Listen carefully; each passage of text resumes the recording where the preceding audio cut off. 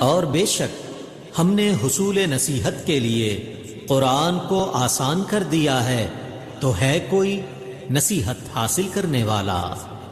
بسم اللہ الرحمن الرحیم۔ اللہ کے نام سے شروع جو بڑا مہربان اور نہایت رحم کرنے والا ہے۔ السلام علیکم ورحمۃ اللہ وبرکاتہ۔ کیسے ہیں آپ سب؟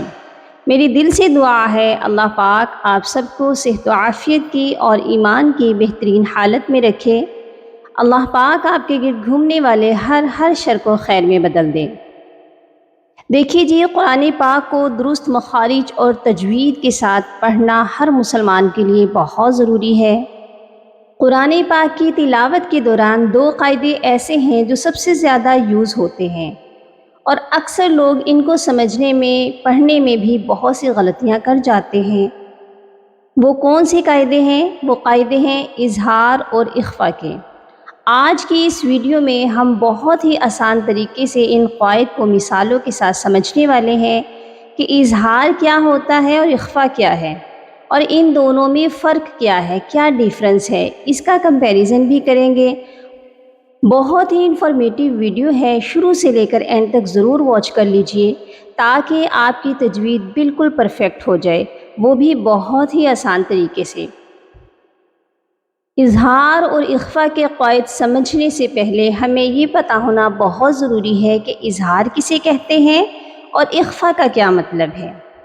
سب سے پہلے اظہار کے معنی جان لیجئے کہ اظہار کے معنی ہے ظاہر کرنا، اخفاء کے معنی ہے چھپانا، خفیہ۔ اوکے جی، اب ہمیں یہ جاننا ضروری ہے کہ یہ قواعد لاگو کب ہوں گے۔ یہ قواعد نون ساکن اور تنوین پر لاگو ہوتے ہیں۔ نون ساکن مطلب جس نون پر جزم ہو، اور تنوین دو زبر، دو زیر اور دو پیش کو کہتے ہیں۔ جب بھی نون ساکن یا تنوین کے بعد کچھ خاص حروف آتے ہیں تو اظہار یا اخفاء کے رولز لاگو ہوتے ہیں۔ تو آئیے سب سے پہلے اظہار کا قاعدہ سمجھتے ہیں۔ اظہار کے لغوی معنی کیا ہے؟ ظاہر کرنا، یعنی غنہ نہیں کرنا۔ ہم اپنے آسان الفاظ میں یہ کہہ سکتے ہیں کہ تجوید کی زبان میں نون ساکن یا تنوین کی آواز کو بغیر غنے کے پڑھنا، یعنی آواز کو ناک میں چھپائے بغیر بالکل واضح اور صاف پڑھنے کو اظہار کہتے ہیں۔ اب سوال یہ ہے کہ یہ ہوگا کب؟ تو قاعدہ نوٹ فرما لیجئے۔ جب بھی نون ساکن یا تنوین کے بعد حروف حلقی میں سے کوئی بھی حرف آ جائے تو نون ساکن اور تنوین پر اظہار ہوگا، یعنی نون ساکن اور تنوین کے الفاظ کو ظاہر کر کے پڑھیں گے۔ سب سے پہلے آپ حروف حلقی ذہن نشین کر لیجئے۔ حروف حلقی کی تعداد 6 ہے۔ کون کون سی ہے؟ حمزہ، ہا، عین، حا، غین، خا۔ پھر سے دہرا لیجئے، حمزہ، ہا، عین، حا، غین، خا۔ ان حروف کو حروف حلقی اس لیے کہا جاتا ہے کیونکہ یہ حلق سے ادا ہوتے ہیں۔ ٹھیک ہے، مثالوں سے سمجھتے ہیں کہ ہم نے ان حروف پر اظہار کیسے کرنا ہے۔ اب یہ ورڈ دیکھ لیجئے، ون حر، ون حر۔ یہاں نون ساکن کے بعد ہا آیا ہے، اسی لیے ہم نے نون ساکن کی آواز کو بالکل صاف پڑھا ہے، یعنی آواز ناک میں نہیں چھپائی ہے بلکہ نون کا مخرج پراپر ادا کیا جاتا ہے۔ اسی لیے ہم نے یہاں پر اس کو کیسے پڑھا ہے؟ ون حر۔ دیکھ لیجئے ہا حروف حلقی بھی ہے، ٹھیک ہے۔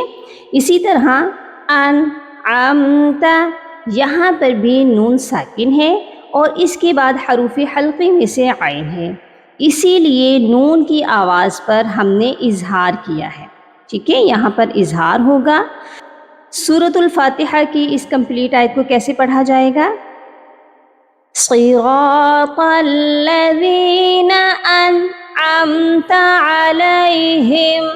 آپ نے انعمتا یا انعمتا ایسے کر کے نہیں پڑھنا، یہاں پر ہم نے نون کو پڑھ کر فوراً سے آگے چلے جانا ہے، بس اس کی آواز کو آپ نے ظاہر کرنا ہے۔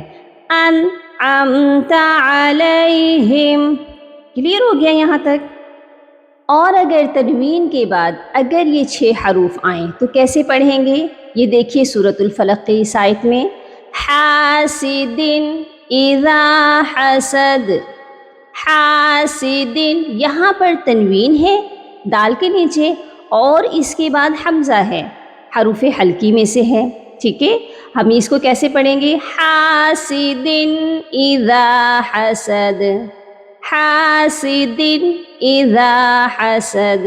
اسی طرح سورہ اخلاص میں دیکھیے، کفوا احد، کفوا احد، یہاں پر دیکھیے واو کے اوپر تنوین ہے اور آگے احد ہے جو کہ حمزہ سے سٹارٹ ہو رہا ہے اور حمزہ حروف حلقی میں آتا ہے، اسی لیے ہم کفوا کی تنوین پر بھی اظہار لگائیں گے، ٹھیک ہے؟ اظہار کا قاعدہ لگے گا یہاں پر بھی۔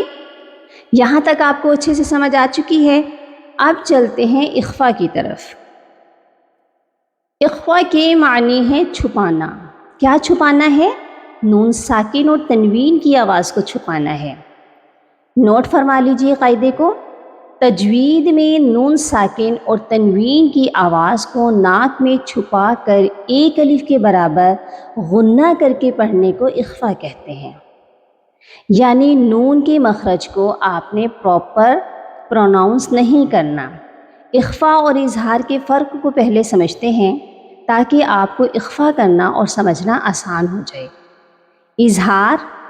اظہار میں ہماری زبان نون کے مخرج پر پراپر ٹچ ہوتی ہے، یعنی ہماری زبان اوپر تالو سے سختی سے چپکتی ہے۔ کیسے؟ ان، ان، ٹھیک ہے؟ ہم نے نون جب ہم کہتے تو ہماری زبان اوپر تالو کے ساتھ لگتی ہے، تو ہم نے یہاں پر نون کا مخرج پراپر طور پر ادا کرنا ہے۔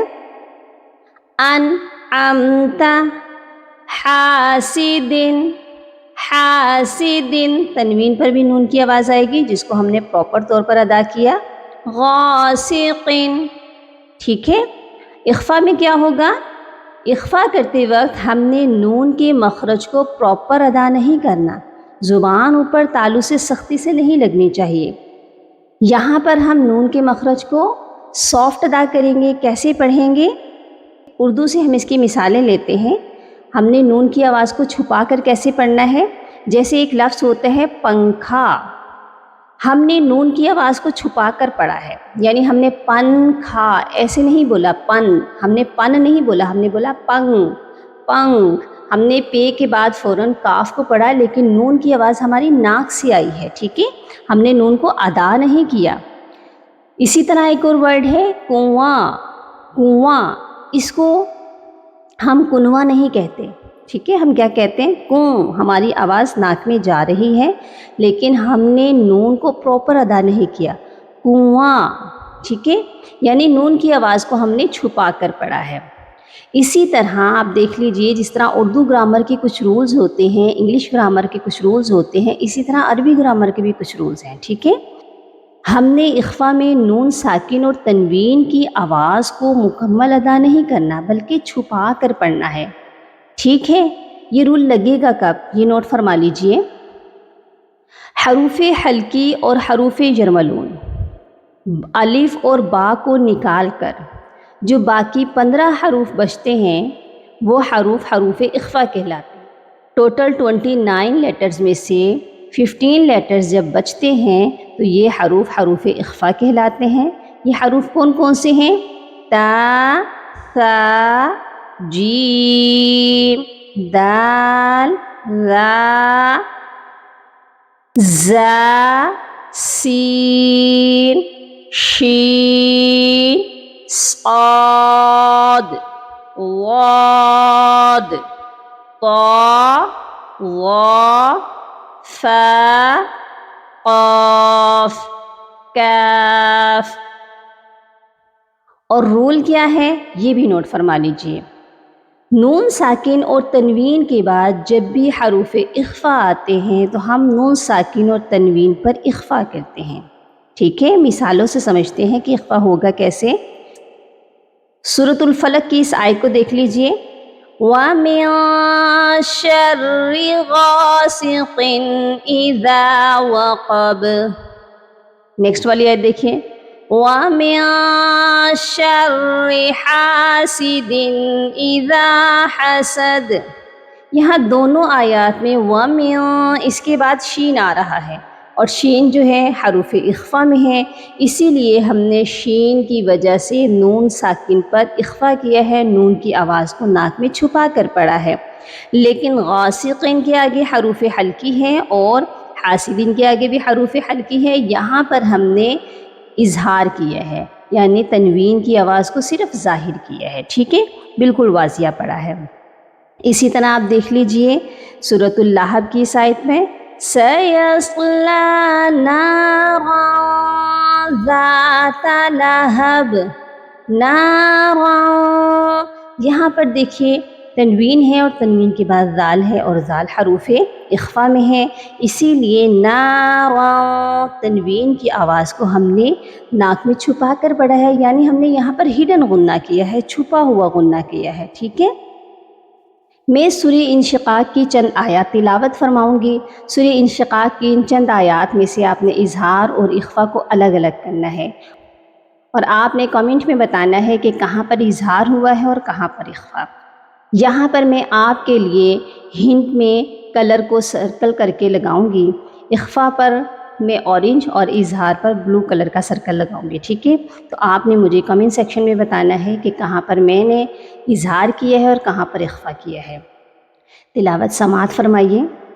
بسم اللہ الرحمن الرحیم.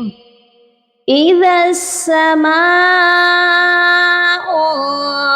انشقت وأذنت لربها وحقت وإذا الأرض مدت وألقت ما فيها وتخلت وأذنت لربها وحقت يا أيها الإنسان إنك كادح إلى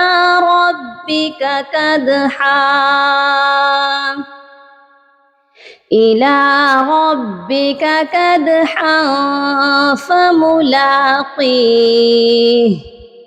فأما من أوتي كتابه بيمينه. ٹھیک ہے جی، امید ہے آپ کو اظہار اور اخفا کی ڈیٹیل ویڈیو سمجھ میں آ چکی ہوگی. جب بھی قرآن پاک کی آپ تلاوت کریں تو ان قواعد کا خیال رکھا کریں. اگر آپ کو یہ ویڈیو اچھی لگی، اس میں سے کچھ بھی سمجھنے کو ملا تو ویڈیو کو لائک اور سبسکرائب کر دیجئے. اگر آپ چینل پر نئے ہیں تو بیل آئیکن کو لازمی کلک کر لیجئے تاکہ آنے والی ہر نئی ویڈیو آپ تک پہنچتی رہے، اور ثواب کی نیت سے صدقہ جاریہ سمجھ کر زیادہ سے زیادہ اپنے دوستوں کو، بہن بھائیوں کو بھی شیئر کر دیجئے تاکہ اور لوگ بھی فیضیاب ہو جائیں اور اس نیکی میں آپ کا حصہ بھی شامل ہو جائے. اپنی دعاؤں میں یاد رکھیے گا اور اپنا بہت سارا خیال رکھیے گا. فی امان اللہ. اللہم فقہنا فی الدین، اللہم بارک لنا فی اوقاتنا. سبحان ربک رب العزت عما یصفون وسلام علی المرسلین والحمد للہ رب العالمین.